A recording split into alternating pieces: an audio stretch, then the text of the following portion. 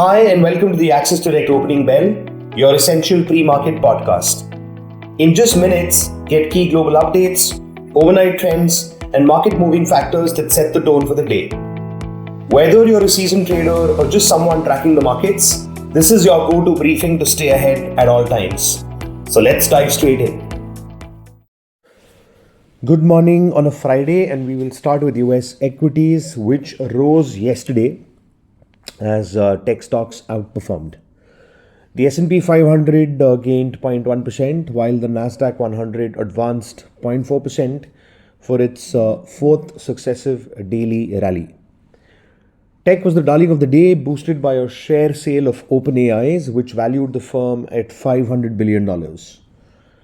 Investors have latched onto stocks despite the ongoing government shutdown, with data showing that over the last 20 trading sessions, an average of 40 million calls have been traded daily, by far the largest on record.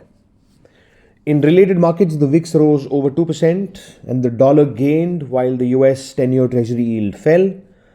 Meanwhile, gold had another volatile outing as it swung in a $76 daily range, while oil was on track for its single largest weekly drop since late June, ahead of an OPEC Plus decision on a further supply boost.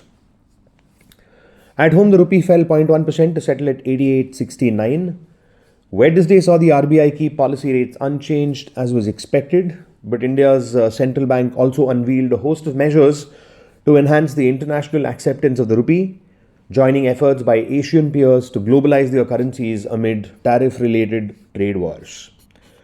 Speaking stocks, in the Nifty soared 225 points to close at 24,836 in the previous session, sending the India VIX down over 7%. The jump in the Nifty was its best gain since August 18th and brought some much-needed cheer to bulls. Mid-caps and small-caps also jumped. Nearly 3 stocks rose for every stock that fell. 11 of the 12 NSE sectors gained, with media leading on the upside as it jumped 4%. PSU banks were the sole losers as they slipped 0.4%. Tata Motors was the top gainer as it jumped 5.6%, while Bajaj Finance was the top loser as it fell 1.1%.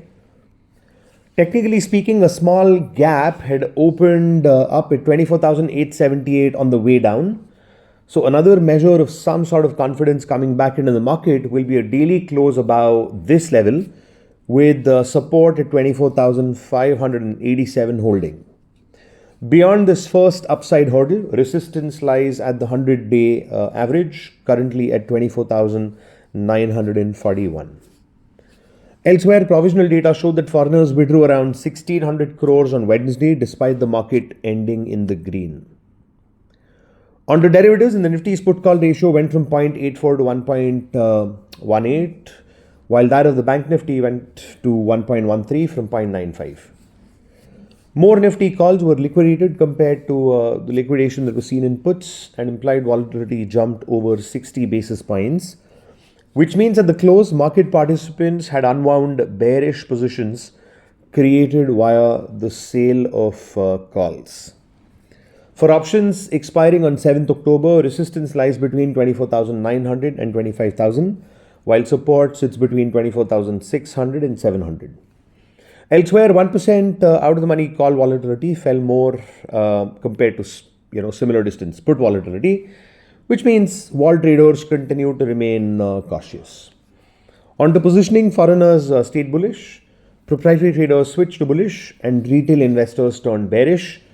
Meanwhile, foreigners' short positions in index futures stayed around 177,000 contracts. Looking forward to the day, the GIFT Nifty was down 12 points at 7 a.m. Asian markets were trading in the green alongside US index futures. Coming to stocks, Tata Steel and RVNL were at horizontal support, while United Spirits and Tata Motors were at horizontal resistance. Elsewhere, SBI Life Insurance was at trendline support, while Union Bank, SRF and Swiggy were at trendline resistance. Speaking NSE 500 breadth, 43%, 42% and 59% of stocks were above their 50, 100 and 200-day averages. That wraps up the day's podcast.